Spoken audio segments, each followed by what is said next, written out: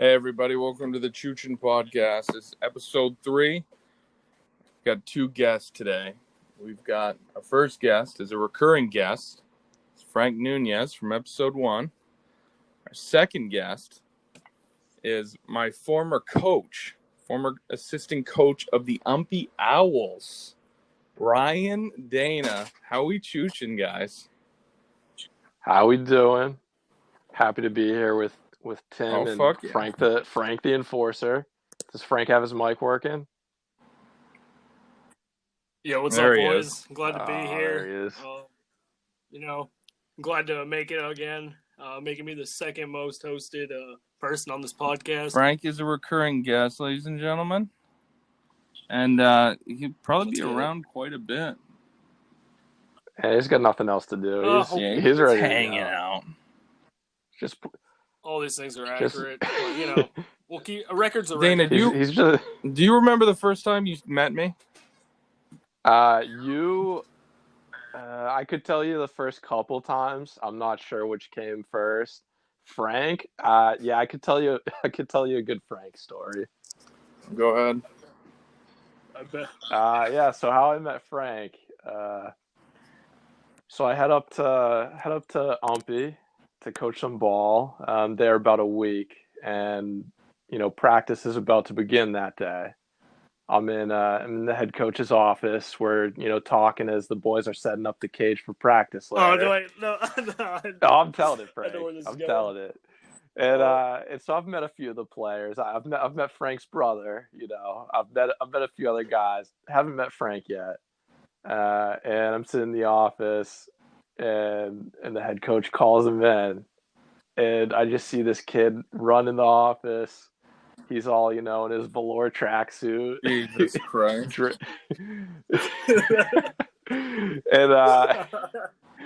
and he comes in, and he's getting chewed out for, getting in trouble on campus. Frank, the bad boy of the Umpy baseball team. So that was my introduction to Frank the enforcer Nunez there.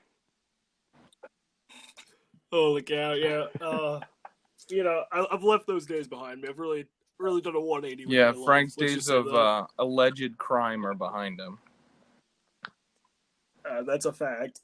Dan, I remember you were living in the basement of Park, right? Oh yeah, I was in the suite with my the suite legendary roommate, the Rick Johnson. I hope he's listening. Oh, I almost forgot about that guy.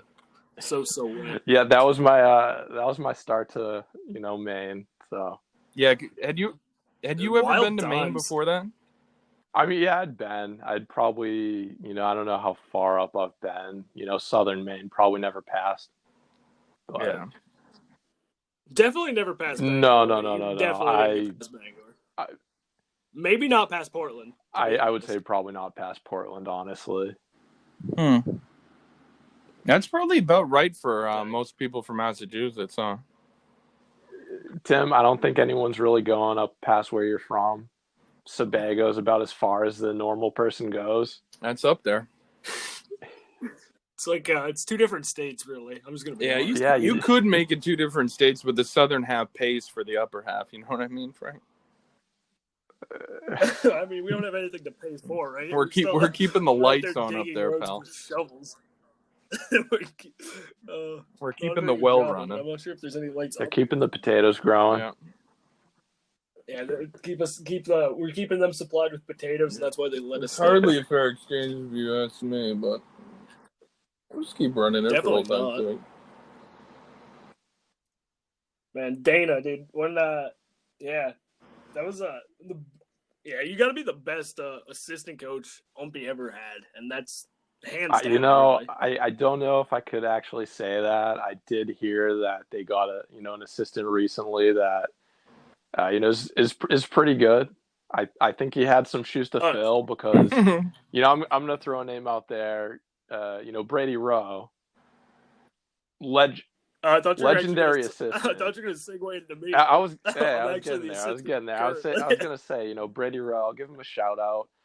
Brady Rowe, actually took over as interim head coach Won his He first actually has a game win. against He me actually. when I That's what moved I was on about to to say. another school. So I'll say he probably has to trump me in that area, and I Brady might have the best winning record of any head coach at Umpy. I Actually, would probably say so. I'm also going to say that Frank Nunez, new assistant coach at Umpy, was let's going go. into his second year. Second year, right? This is second year Yeah. upcoming, Well, allegedly. yeah. If you count last year, I guess. I mean, you tried, but COVID. And now the name Yeah. Brady Rowe, for those who haven't heard it, which is only few at this point, it sends a chill down the spine of anyone who's got Umpy on their schedule. They see Umpy Owls on there when Brady Rowe was the interim head coach. It chilled the blood of any Southern baseball team who had to face that monster of a coach. And that's a fact. And that's a fact. What you have to remember too is you have to remember his name being Brady Flo Rowe. You really can't sleep on it.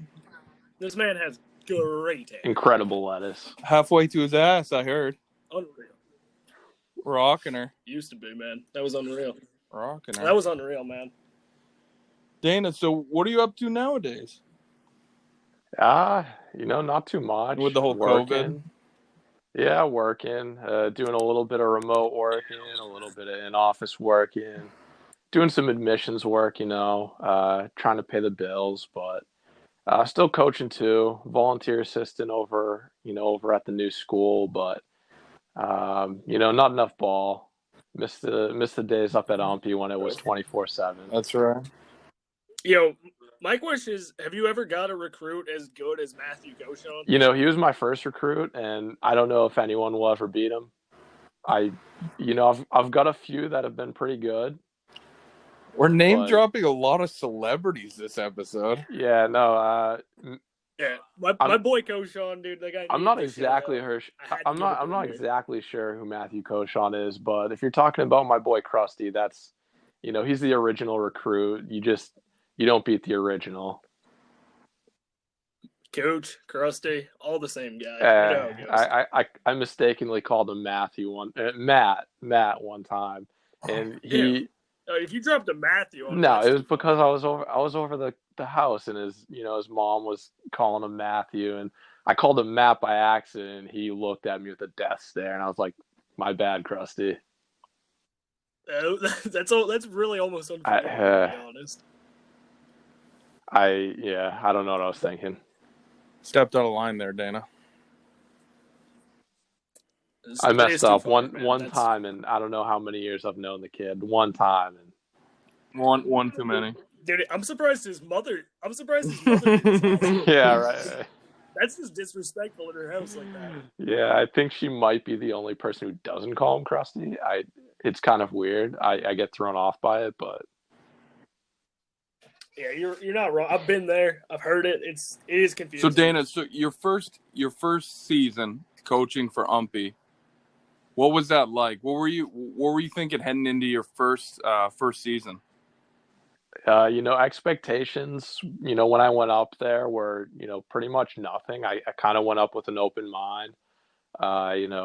After, some practices, I thought, there's definitely some talent on the team, but very young team. Frank's class, the freshman class, was by far the majority of our team. So, we were expecting that. What do we have? We were expecting there would be some struggles at the beginning, but we would get better as time went on. I would say that was definitely the case. Definitely an interesting start. As the first trip got snowed out in North Carolina, there was maybe a dusting. Like 1 inch or less. Yeah, less than an inch of snow. They shut down the mall. They shut down all the. We tried to go to the mall to grab some food. They shut it down. We went to Shake Shack. No, not Shake Shack. Steak and Shake. Yeah. Absolutely fire. But it was like the only place open. In North Carolina, if there's a dusting of snow, they're shutting everything down. So. Yeah, we went to the Walmart too, and it was like an apocalypse. I mean, people were literally running. and I'm not even exaggerating. They were running down the bread aisle, just shoveling it into the carts. It was not a case of water to be found. Yeah, I don't know. The road trips. I mean, the first one set the tone. They were all interesting. We had some good times on the road. Dude, we had some wild times on the. That was a good. That was a We've good got time. we've Road got some trips are a good time. podcast moments on the road, and we've got some off-air moments on the road probably. We've got some things that may or may Allegedly. never. Yeah, we'll see. We'll see. Yeah, It's strictly allegedly, we'll see how it goes. So, of those long road trips, for people who don't know where Umpy is up in northern Maine, to drive on a bus from Presque Isle to North Carolina, what's that like? Well, I mean, we're making stops along the It's way. like Usually would try and stop and play, each day, but that doesn't always work out. What was that, like a solid 3-day trip? I mean, the driver can only drive so many hours a day. I forget the limit, so it's not really that big of a limit either. But I don't know. We would go from the top of Maine to like the mid part of Connecticut in a day. Yeah. That pretty much took our hours up. Pretty much our shortest trip was usually to Mass, and that was 7 hours. So, and when we're talking about a bus, we're not talking about a yellow school bus, but we're definitely not talking about a coach bus either. So yeah, it was like a short bus, wasn't it? The school bus. Yeah, it was like a truck. It was like a nicer yellow school bus. They had a short bus. Yeah, they had a short bus vibe to it. I'm not even gonna lie to you guys. It was like an F-350 pulling a cab with like 12 seats. Yeah, so a lot of cases of busney. It was a thing. There was a couple of healthy scratches due to busney, I've heard. No. Totally, we weren't soft. If there was one thing I'll give that team is none of them were soft.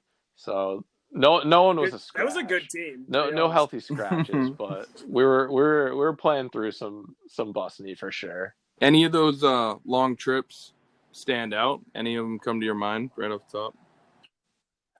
That first one, because we went down there and we were down in Carolina for like 10 days and we didn't play. Yeah, and that was the first one as a group. I mean, some of the guys, some of the returners, had been on trips before, but we had a couple new guys like, Brady Rowe was a transfer, and then all the freshmen, myself, I hadn't been with the team, so it was our.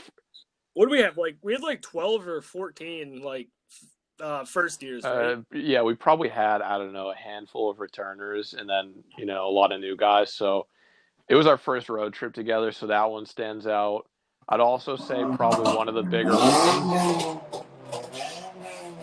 All right, easy, Frank.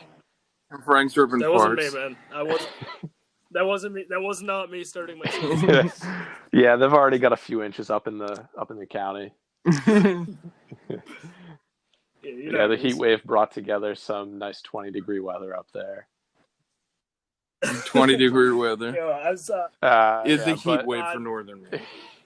Yeah, I'd say the other road trip that was memorable, I guess, was the second year, the first trip. The win versus Apprentice was pretty nice. That was probably one of the. Wait, we actually my sophomore year, so your second year coaching, my second year playing. We actually got off to a good start on that. Yeah, road trip. the Apprentice win was pretty big, so that got me hyped. That was probably one of my favorite games. So that was a huge win. I'd say that was another memorable trip, and that was the last game of the trip, I believe. So do you remember good way to come back to campus?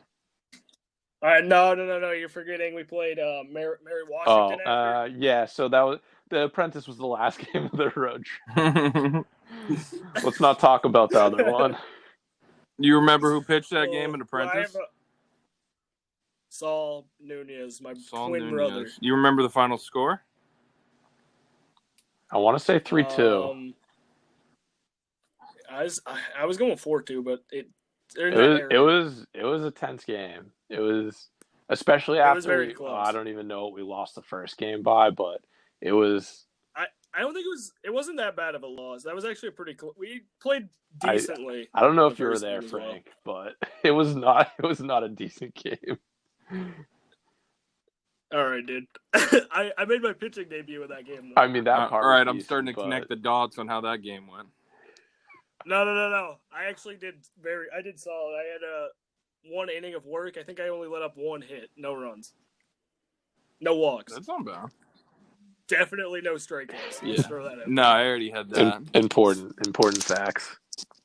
3 flyouts. Yeah. Pop-outs. 3 probably. shallow pop-outs. Tommy Collins ranging back to the track every time.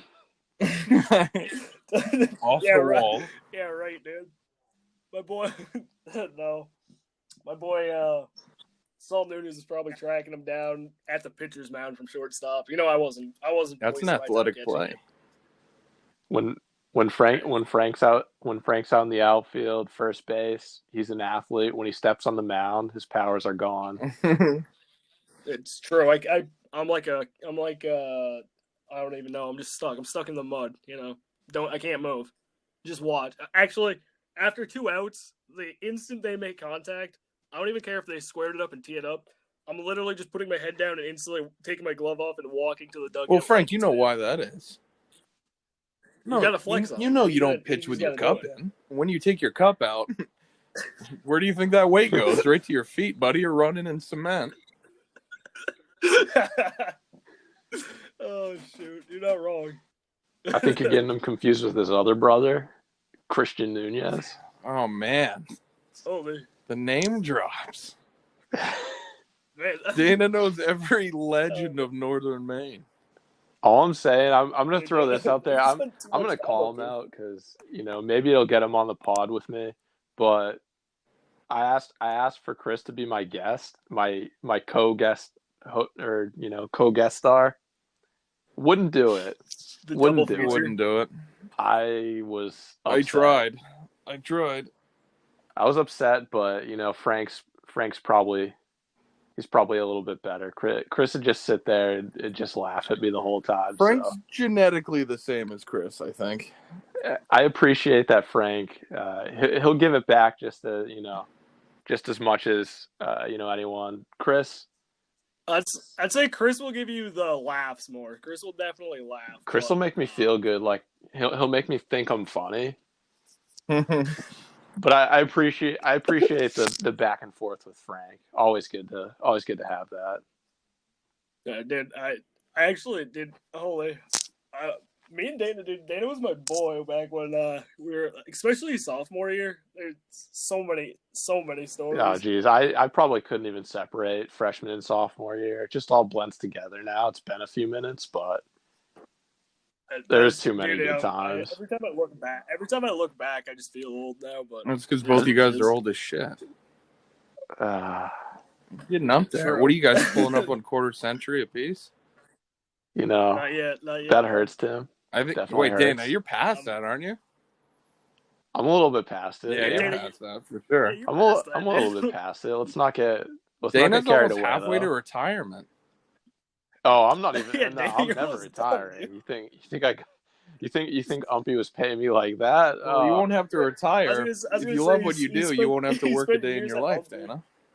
I was the assistant over there. I wasn't pulling like the head coach.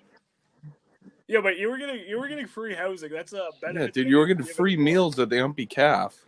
Yeah, I had to buy it. They didn't even give you free meals. No. Yeah, that's free a tough housing. gig.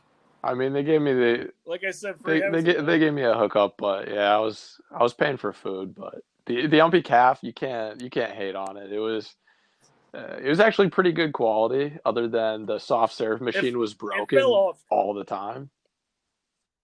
The soft serve machine was. I've actually almost forgot about that, but that was the most clutch thing that we had. If any employee from Umpy's listening, please make it a point to bring that back. That was the best 3 weeks of my life when I got up there, and then I think the ball team went to it too much, and they got tired of fixing it. Who spun the best cone? Let's ask who spun the best cone. I don't know, man. It definitely wasn't me. I'll admit it. It definitely. My cones were, I I'd say I was spinning a Suspect. good cone one out of 4 or 5 times. I was spinning a good one, so That's not bad. definitely not Batting me. 200 at the cone. Yeah, I'd Um, say Frank was probably one of the better ones. Krusty was definitely up yeah. there. I was gonna say I was spinning good cones, and that's who I would put up with me was Choochin. Me and Krusty, we were definitely the two who were we were ahead and shoulders. I don't even above think I everyone else, knew which is if Umpy had a soft serve like ice cream thing. it worked like once every Like other week. I don't. Where And was then the it? baseball team went over there. It was and by the regular ice cream, but I think it worked like my first 3 weeks up there, and then I don't think it worked like once after that. I don't. I think what it is we just used up all of it, and then they didn't want to keep restocking. Yeah, I think that was the case. That's And probably I the don't think case. Tim was really hanging out with us too much the first couple weeks, so that's probably why he missed it. I think for dinners, Tim right away in the season, like the baseball team just ate together all the time. I think Tim started eating with us again like a little later in the season. It was long. If I Yeah, the remember, machine like, was long gone by then. Yeah, my first think, semester, yeah. I'm mostly just focused on my academics. Yeah. And by that he means not going to his classes. Dude, I had a B+ average in my first semester. Well, my first semester was in the spring, so that was your second semester. So I know that was a different story at that point. Just say the second semester was a thing of beauty. Yeah, I mean, stuff like that doesn't happen twice. I was a shooting star at Umpy. Dude, he's a real up and comer academically. Yeah. Dude, I was a hot prospect when I got to Umpy. The hot prospect. Oh, shoot. Umpy couldn't get enough of me. They were like, dude, you want to stay here for the summer? It's a fact. They offered you. They offered me an academic scholarship, and I told them no because I wanted to pay. And I wanted to, be at this point in my future and still be paying. Yeah, I think no. what Tim's missing, what Tim's missing in the story is when they asked him to stay for the summer, it was kind of mandatory for him to stay in school because he didn't do anything all spring. That's not necessarily true. When they asked him to stay during the summer, he forgot to mention he was at home, and they asked him to stay home for the rest of the summer. And the truth's probably somewhere in the middle of that. Yeah, the truth definitely isn't on that end of the middle. Dude, my second semester wasn't completely written off. I mean, it was at least half written off. How about your third semester? How was that? It's just a blur. I don't know what happened, really. I think my roommate was drugging me. I don't know. Allegedly. I think my roommate was slipping something in my coffee every morning because I honestly don't remember much of anything. My memory's still fuzzy. It's never quite recovered. I mean, the only thing I do remember about third semester was, transitioning into a manager role on the team and as a student manager being undefeated, if that counts for anything. I'm just gonna say that year, my second year, that was the best Umpy team I've ever seen. It still holds the record for most wins in the season, right? I think we're one short. I thought you guys broke the record our sophomore year. I think we were one. I think we were just shy. I'm gonna say, if given the strength of schedule, I'd say you could put us up there for the best season. You probably chalk up another win. We beat better teams because they beat a couple community colleges, a couple northern CMCC. They beat them like 4 times, and I think EMCC was a very large selection of the wins there, but I'm not. EMCC wasn't even around by our sophomore year. No, I'm not gonna discount what anyone did, but I'd say you could put that year right up there. Wait, so what was the year of the official record? I think two years before. Yeah, that must have been EMCC's last year in operation. 3 years, 2 years before I got to college. So yeah, 3 years before our. Because I think I best year. remember my junior year of high school going to something at EMCC, and then EMCC like closing that year. So that would have been like 2013. I think. Sounds about Yeah, I right. think it was 2000. I think it was 2012. I believe is when the team got the record. Yeah. So I mean, not to take anything away from that team, but like you said, strength of schedule. EMCC is not a pushover, but they're not like the teams that you guys beat sophomore year. I'd just say Yeah, they're probably more comparable than saying they had the record. They had the record. I'd say both seasons were probably pretty good for the history of I'm not gonna. the recent I'm history not of gonna Umpy take ball. anything away from. I'm not gonna take anything away from their record. That was a really good team. I'm assuming. I really. You know what? wasn't I that will take familiar away with from it, their but- record. Fuck that 2012 team. Our sophomore year Yeah. team was the best fucking team Umpy's ever fucking seen by a fucking mile. Yeah, and Stop I giving wish all we got this fucking faux respect to that 2012 shitter team. Yeah. I That's mean, a if false we got the record, and if record, Umpy had any fucking respect for its athletics, they would strip that 2012 team and give it right over to the 2015 Umpy Owls. And that's a fucking fact. And I'll tell anyone who will fucking listen to it. I think it was 2016. 2015, 2016 season. I'd say if we had a few more games, that would have definitely helped us. But it was a good year. It was a good year. That's what I'll say. It was a good time. That was unfortunately the last year you were up here. Very unfortunate. I think that's Yeah. what sabotaged us, to be honest. I hated to have to do it, but life happens. I also took a 1-year hiatus that year myself. Yeah, the Yeah, band kind of split up around then, huh? That was tough. I mean, I'm yeah, not gonna lie. I Dana retired was, from athletics.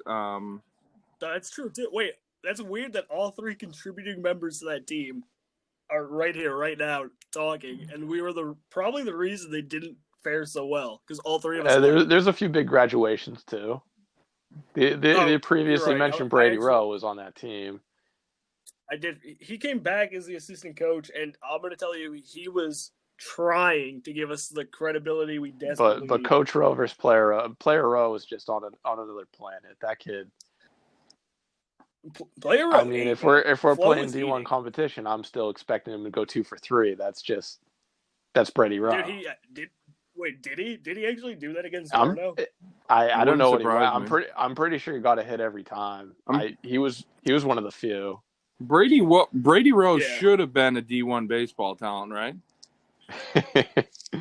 Not should have been as in Brady Rowe was didn't pan out, but I think he just came to D3 because it's more fun.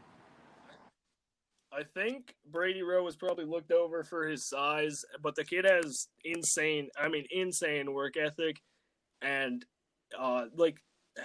just seeing him grow as a player, he became good. He was a great player. He was undersized, and I think that probably cost him getting looked at from other places. I'll tell you also, he comes from Nova Scotia, not really a baseball hotbed, so you're definitely getting overlooked there. That's true. And if you saw his recruiting video from his senior year of high school versus him when he was at Umpy, night and day different. Totally different. Yeah, he put in the work. He worked hard. He put in the work. He's a different player. D1, D3 doesn't matter. The kid balled. Doesn't matter the competition. Sure. Plus, word on the street was from the local Presque Isle women's book reading club. The rumors circulating in those circles. I'm telling you, that is stuff of folklore. Folklore involving horses, if you know what I mean. Don't let the kid get his guitar out, or you're losing your girl. He'll woo anyone away from anything. I think he might be single, ladies. If you're in Nova Scotia, hit him up. What do you mean? That guy's got too many options to not be single. I suppose that's probably his problem. That might be. Yeah. So He's Dana, a legend, to be honest. as a coach, who stood out to you the most on the team as like a guy's guy? What are we talking as as a ball player, as Okay, a let me off the pitch you a field personality? let me pitch you a hypothetical. All right, so you have a daughter who just went off to college, and No. she just called you on the phone and is like, "Hey, Papa Dana, I just met this boy, and I think like we're gonna get married." And then you have to pick someone you coached. Is that guy? Who are you picking? All right, so that's an easy answer. But first, I'm going to say that she's not allowed near any of the ball teams. Yeah, my daughter's not going. She's going to be home college. I think that's the route we're going. She can. Hey, I got a bachelor's in She that. she can do online college. That'll make me sleep at night. That might be a thing in the future, though. That might Yeah, be. well, she's already signed up for it. Uh, but I'm going to say the answer, if I have to choose one, is it's going to be a name that you might not think Ooh, would I be who I like would this. pick. I like this. But let me say, I'd have nothing to worry about because I've seen him with girls, and he'll stand 70 feet away at all times, and say, "Hey, from 3/4 across the calf." So it's definitely Cris Nunez. Christian Nunez. What a dark horse pick. Am I wrong, Frank? I have seen him in the calf take an empty paper towel roll and yell through it to girls who are across the calf. But he's keeping the social distance going, so yeah, that's I what I could mean. be okay with that. He respects the government's wishes. Pre-COVID social let me distancing. Let me say this. I am under the full impression I agree with this, but one of my friends from up here, he said that allegedly he saw Christian Nunez on a date with not one but two women at the same time. Like a double date, or that like guy he woke up? No, like just him and the two women. I might have to cross him off the list. I don't know. I cannot deny or confirm that, but allegedly that and I heard it from a source that I would believe though. I didn't see it coming. To this day I really don't believe it, but I heard it and I have a hard time questioning my source. I don't know what to say to that, honestly. I mean, he'll have to answer that himself. He's got to come off. Got to come on the podcast. He'll have to come on here and defend himself. We got to get to the bottom of that. That's all I know. I'd tell him to log in now, but if he's anything like Frank, it'll take him 45 minutes to sign in. Yeah. All right, Dennis. I'm sorry. I'm out here making my own Wi-Fi. Have you guys been watching any baseball since it's been back? Limited amounts, but I can't say how happy I am that it's back. The Chicago Cubs, 4-1 this year already. Let's go. I'll just say I'm a Sox fan, so. Yeah, so you already wrote this season off, huh? I'm not going to say I wrote it off, but I'm definitely not enjoying the games. It's fallen off. Let's just say that. Getting to. Yo, what's your thoughts on Mookie Betts' 12-year extension? I mean, good for him. I'm happy. I'm happy he got paid. I think it was definitely COVID influenced. I think the. All right, Dana. No. The original amount that I was hearing he wanted was $400 million.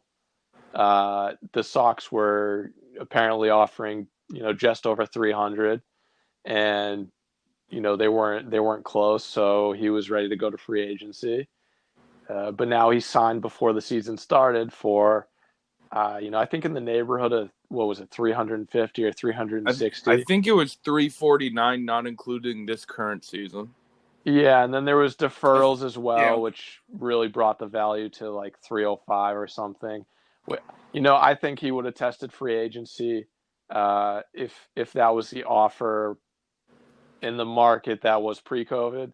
But the market is, probably going to be suppressed this summer or this winter. So, I think he said this is, a good enough offer for me And to take plus, the he money. hitched his horse to one of the best teams in the MLB. Absolutely, Yeah. and that was probably going to be the number one, if not, close to the number one contender for him anyways. So I don't think there was going to be a lot of teams able to pay him that much this offseason. I think it made sense at this point. So I'm happy Yeah. for him. I think he got paid. I think Were he you one of deserves the it. fans that was? Were you one of the fans that was pretty confident he was coming back after 1 year? No.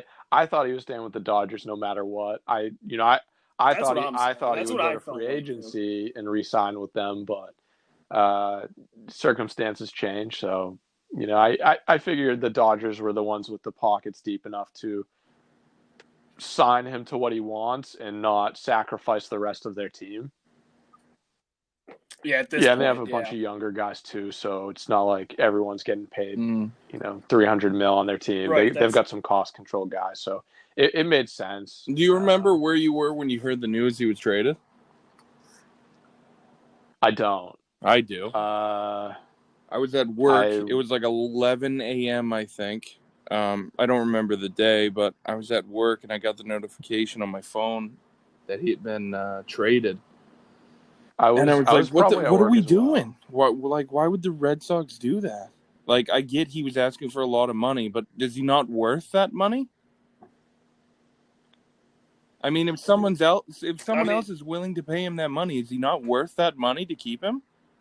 It's complex. I mean, I think the Sox have too many guys who need to get. Not necessarily that much money, but they have guys who cost. They have too many guys who cost. Right yeah. now. So So it was like one key piece. Like Mookie was a key piece, but He's more than a could key they piece afford on the all the team. other He's the pieces best player on the team. Yeah, but they have other Yeah, good sure, but it's like being the owner of the Bulls and getting rid of Michael Jordan. It's like, oh, he's just a piece. I He's the wouldn't best call him fucking Michael player on the Jordan, team. but yeah, I don't think it's not. I mean, it's Mookie Betts is basically Michael Jordan.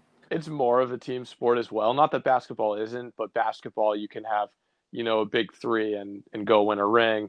Baseball, you need to have more balance on your team. If you have Mookie Betts, Xander Bogaerts, and Rafael Devers, who are all three studs, and you have no rotation, look what's going to happen. You're not going to win games. So it takes more parts in baseball. They just signed Bogaerts to a bigger deal. They're going to need to pay people like Devers. JD Martinez. Yeah, he opted into his contract. Chavis is going to need a Billy coming up. Nope.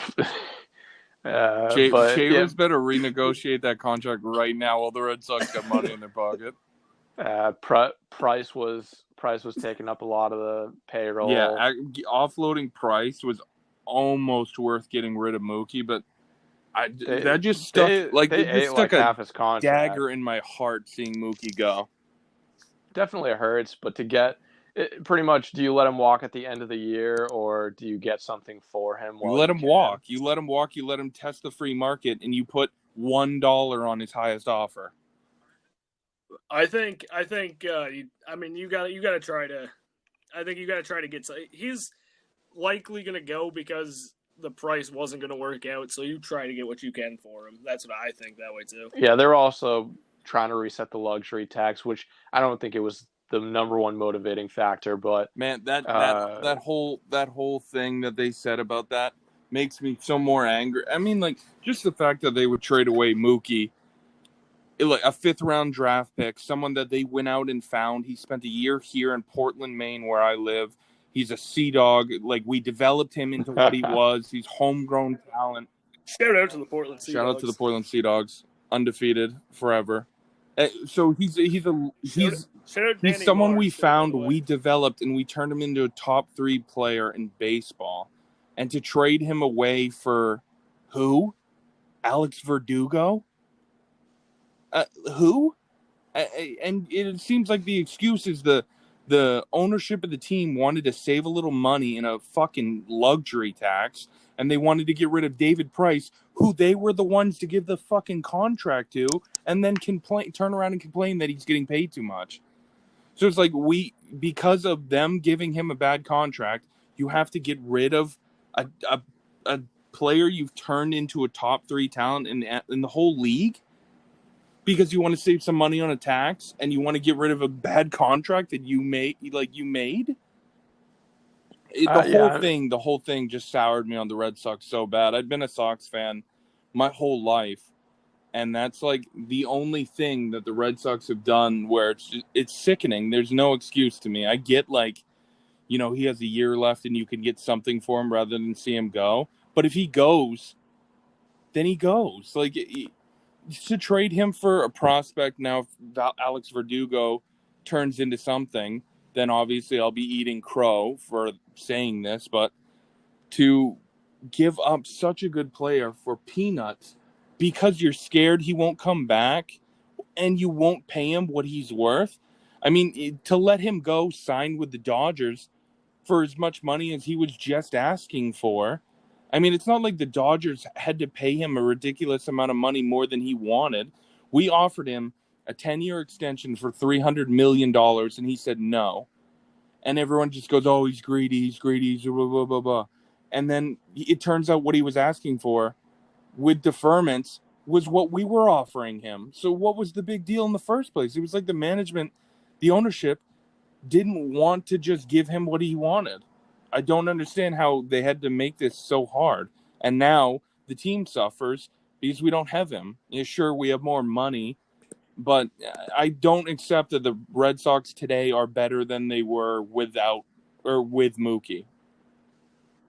Oh, definitely not as good. You're never going to be as good when you trade your best player. Yeah. I'd say he didn't get the contract that he was really that we offered him and that he was asking for was really the same thing.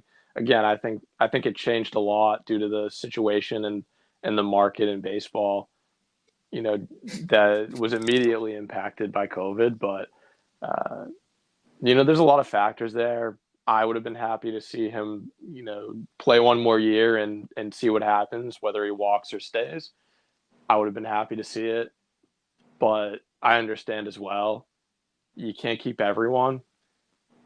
It's definitely a tough pill to swallow to see the, probably top 5 player in the game, at least top 5 position player in the game leave. But and I don't know. Save money on a tax, it just is like, so not only you getting rid of him, which would make any Red Sox fan sick, but you're getting rid of him to save money. Like, you don't make enough money as an organization who just won a World Series. Like, it just seems like blatant greed from the ownership of the Red Sox. That's my biggest gripe. I understand, like, business side, some players have to go and there's a good time to get rid of them and a good business and shit like that. But it all felt like it came down to the Red Sox ownership wanting to make more money than they do. Couldn't tell you. I'm not in that position. I don't know.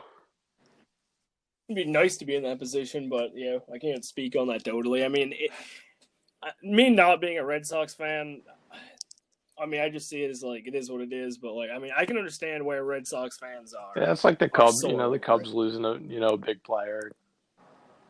Happens. To the Reds. I mean, every team does that, right? Like every team, like you go through, I mean, some people not, but like a lot of people will trade teams, especially in like the modern era. I mean, it stinks when it's like a main guy to the team and you lose them. Like the fans, you feel like, when they're traded away, you feel kind of hurt by it. Yeah, but it is what it is. We're moving on. Mookie's a Dodger, and the Sox will hopefully perform better than losing 2 out of 3 to the Orioles. So the Dodgers still won't win the World Series, so it's fine. David Price is gonna go get a Cy Young in a short season. He's gonna gonna pitch a full game no in the World Series. That's impossible. It's a bold claim. For someone who opted out of the season, that's very unlikely. But there's still time for him to come back for a postseason run. If someone gives you 10,000 to 1 odds, you take those odds. I'm gonna say that's a hot take, Smith. That's a very hot take. Basically, all my takes are hot. Dude, I'm big on the Phillies this season. I think the Phillies are gonna surprise the world here. I don't know, Dana. Who do you think? Non-biased. Who do you think is gonna win the World Series? This year? I don't know, to be honest with you. Come on, Dana, give us a hot take. Short season, players opting out, players getting sick. I don't know. So what you're saying is the Marlins are going to win the World Series? I wouldn't put it past them. I think the Dodgers do have a really good chance. They're very deep. They're even their prospects. They have quite a few that are fairly close to MLB ready that could come up if people did get sick or hurt or whatever. I think depth is going to be tested. I think they're in a good position to at least make it that far. So you're taking the Dodgers? Is that what you're trying to say? I'm not taking the Dodgers. I'm not taking someone, to be honest. I'm not educated enough on where everyone stands right now. It's just a guess, Dan. It's just a guess. Yeah, Dana, there's no money on the line here. I couldn't give you a reasonable guess. I'm saying I know the Dodgers are loaded from top to bottom, so I'd put them up. Spoken like a true coach. What a statement. Yeah, deflect everything. Frank, who do you have? This guy's giving us the. Yeah, I don't really like to say it, but I'm giving the Yankees a good shot at it this year. I think with a short season, they actually have the potential to keep some of their players healthy and take it. That's fair. But that's just where I'm going. I'd definitely say that the short season might help them. Yeah, that's what I'm thinking. I'm thinking with a short season with their players, I think that's giving them. They might. Isn't the Yankees lineup full power? Isn't the Yankees lineup more injury prone than most? It seems like they always have one of their stars injured.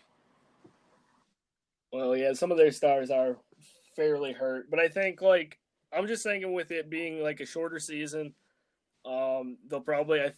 I'm not sure, of course, but I think they'll try to keep their guys healthy, knowing that it's a short season. And I think if they can do that, they're going to have a good chance at winning it. Well, I think with the shortened season, if anyone gets injured, they're basically out for the season. Did you guys hear about Corey Kluber? They have some older guys. I'd say they have some older guys too, or some unexperienced guys who the longer grind of a season will wear down. But I think where it's not going to be as long of a grind, even if somebody gets hurt, just the pure talent, they have a shot. Well, did you hear about Corey Kluber for the Rangers? He got a throwing injury, and he's going to miss a month, but that happens to be, in this case, the entire season. Yeah, pretty close.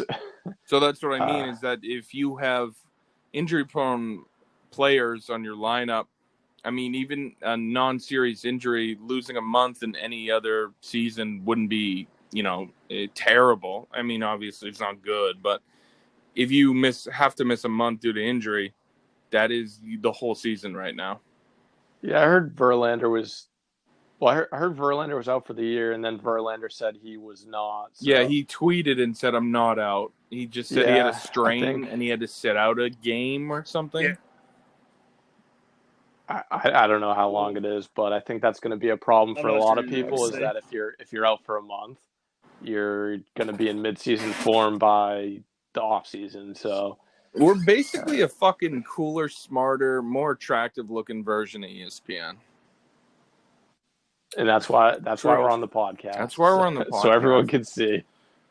This is for all the sports fans out there, Fucking talking a little baseball, talking a little shop, talking a little lumpy owls, talking a little fucking cigarettes. Just doing her. We're just running her. Just fucking running and gunning her, shooting from the hip, seeing what fucking sticks. Just some boys around the campfire. Boys around the campfire, smoking cigarettes, consuming alcohol, getting belligerent. I'm pretty sure that was the last time I saw you guys before the wedding was at Krusty's campfire. That is actually very accurate. That was the last time you saw us before the That was a wedding. good time. Wait, when was that? When was that? That was Patriots. 2 summers ago, right? Patriots Day Not- 2 summers ago, or the day before. I don't recall. Yeah, you guys went to the Sox game No, and everything yeah. the next Oh day, but I shit! was Yes, working. I do. Yeah. Yeah, so that was a good Dana time. didn't come. We were in the city, dude, and it was like 95 and pure sunshine for the entirety of the baseball game. And then the second it was over, Dude, it that just was like the started day downpouring. after Chris Davis broke the streak, and he ripped a homer in Fenway. Yeah. The day before he got his first hit of the season, and then when we were there, he hit his. And first I was the home only run one in Fenway celebrating Oriole hitting a home run into the stands. We almost got fucked up in the stands. If Choochin wasn't such a perfect cookie cutter of a Boston Red Sox fan, we probably would have been in some trouble. Well, I was But when they wearing saw Sea him, Dogs gear, so they might have just thought I was dumb enough to not know which team was at bat. But I was celebrating Chris Davis because we had made a bet. I don't know if we knew the streak was broken yet, but I had. Yeah, we did. Yeah. Me and you saw it the day before we were watching. Oh, okay, so I did. Well, it makes the story shittier, but anyway, Sorry, I actually didn't know. I can't remember now, but the bet was I had a bet with you and Choochin. You each bet me a beer that Chris Davis would have a hit, right? No, they wouldn't get a hit. Oh yeah, so if he had a hit, then I won, and you two had to buy me a beer. Yeah, and then he hits a fucking dong shot out into right field. And I stood up and started yelling, and you could have heard a fucking pin drop in the stands. I mean, they were almost full, the stands then, and no one celebrated. I didn't think there was an Oriole fan there after that. I stood up and was yelling and pumping my fist, and no one else was standing. And it didn't sound like there was another sound in the world to save me.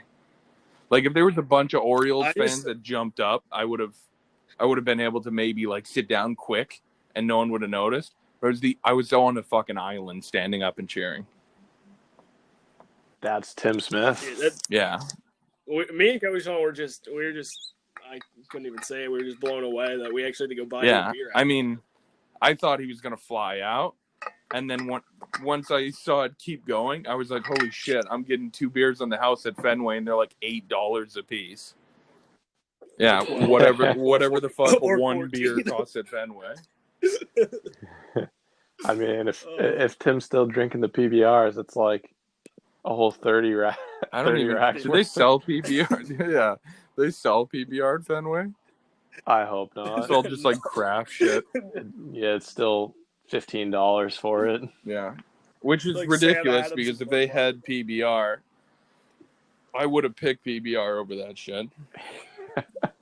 It's just like every different flavor Sam Adams imaginable. It's all they sell in Boston. Yeah, you're right. Big Sam Adams guys. I wouldn't know, but don't hate on Boston. Dana's anything Boston, even if he hasn't tried it. Dana has a bean tattoo on his ass. Did you know that? I heard that's true. I saw it one night when he was drunk. He had his pants down. I don't know why, because I was behind him.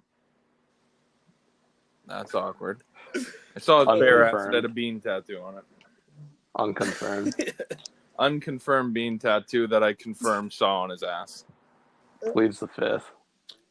I don't know if Dana's ever been drunk. I don't think Dana's ever been drunk. I think that story. No. I was drunk. I was drunk for the two of us when I saw his ass. Bare naked. And that's where the story originates from.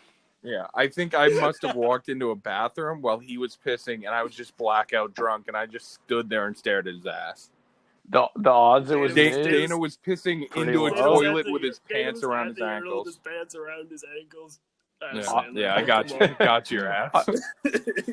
Odds that it was me, probably pretty low, but Dana's Dana's stone cold sober at a toilet, pants around his ankles, pissing, door unlocked. I fall through the door. Door open. I fall through the door. My pants are down. I started pissing before I got the door open. And Dana's standing there, bare ass, shaved, bean tattoo right on his ass. Lord knows what urinal I'm at. I don't know where we are here, but It wasn't a urinal, it was a toilet. It might have been in Choochin's house. I might have been fall down drunk in Choochin's house, pissing in the hallway, finding the bathroom. oh god, I don't think the one time you went to Choochin's house that you were that drunk, but I might have. who knows? I might have been. I did have a beer, so Yeah, so I had a totally beer, so I boring probably at that was point. pissing inside the house. He's definitely not Frank the Tank. Can't hold his liquor like No, can't hold his liquor like no, the I can County hold my Boys. liquor. I just can't hold it for long. Once I get a piss riled up in me, she's breaking out, loose. Man. It's gotta come out. Holy cow. Yeah, he didn't grow up close enough to the Canadian border. He's not a heavyweight. That's true. I mean, beers are just Canadian waters, so like you gotta drink them when you can. And when you're 5 miles away, Now pretty much like you're Canada. Now I won't stand for this slander because you are talking to the champion of Beerio card. So I mean, if I couldn't hold, how'd that work out for you? You have a good night. Hold on. If I couldn't hold my liquor, then how could I win a circuit tournament and end up champion? You riddle me that, Dana. I just want to throw out the fact that I could drink the beer just as fast as you. I just wasn't as good at Mario. All right, Frank. Well, that's all I'm saying. Frank, I have the talent of putting both those things together. I can slug a beer, and then I can rip a blue turtle coming around the third corner on the third lap.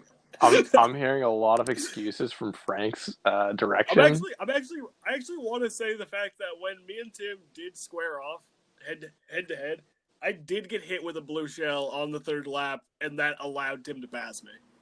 Yeah, Frank. And at that point, I wasn't playing you for the championship. I think it came down. You and me were the semis. You and Fast. Yeah. That was it was me and Sol Fast in the finals. And I mean, I want to say I beat Fast earlier in the night. I'm just saying, like, I was championship caliber. Yeah, but Frank, at no point had you defeated me. To this day, we only went head to head the one time. I mean, we might have to do a rematch. Yeah, and Dana, for like you said, asking earlier, how'd that night go? I thought it went pretty good. I mean, I wasn't Tim and Tim only. Well, I don't think we have enough time left on this episode to go over that night. We won't be going over it in full, but are we just ripping a part 2 tonight as well? I was charged with a crime, among other alleged suspects who are allegedly there in also committing a crime. Potentially. Allegedly, we were committing a crime. Allegedly, the Umpy task force was summoned. Yeah, Umpy security. That's a night I dare to say remember. Presque Isle's finest was on scene. Let's just say that. It was. It was a fucking shit show. It was a shit show, and it was just a couple of people hurting nobody, having fun. Wasn't actually a fucking crime, and people had to stick their fucking noses into somebody else's good, fun, good-mannered business. Sometimes people just want to be invited to the fun, Tim. Maybe that was the problem. Well, if they got invited, they would have left crying anyway because I would have beat their fucking brains in at Beerio Kart. I would have drank half my beer, spit the rest of them on it. I think after this COVID thing's over, we actually got to get that squad back and have a part 2 to that tournament. I'm actually feeling pretty confident in my abilities. Frank's feeling froggy. I'm feeling up. I know we're talking about this. My blood's boiling. I'm like, I probably could actually win now. That's all I'm saying. I'm putting some serious hours behind the old steering wheel. All right, Frank. Well, you start practicing right now, and we'll see what happens. I think that's gonna be all we've got for tonight, folks. Frank, you got anything you want to plug? Follow me on Twitter at FrankieBats19. Dana, you got anything? Stay tuned for part 2. We're ripping part 2 right when we hang up. Oh, fucking, I don't know about that, but it's getting late. So if you guys want to go, someday. If you guys want to go, like the Facebook page, Choochin Podcast on Facebook. We're now available on Apple and Google Podcasts and Spotify and basically anywhere you listen to the rest of your podcasts. So go and subscribe there. Give us a rating. Go to the YouTube. Subscribe to that. Leave a comment. Leave your sister's cell phone number in the comments. Hit me up. Fucking. All right. We'll see how you guys are cheating next week.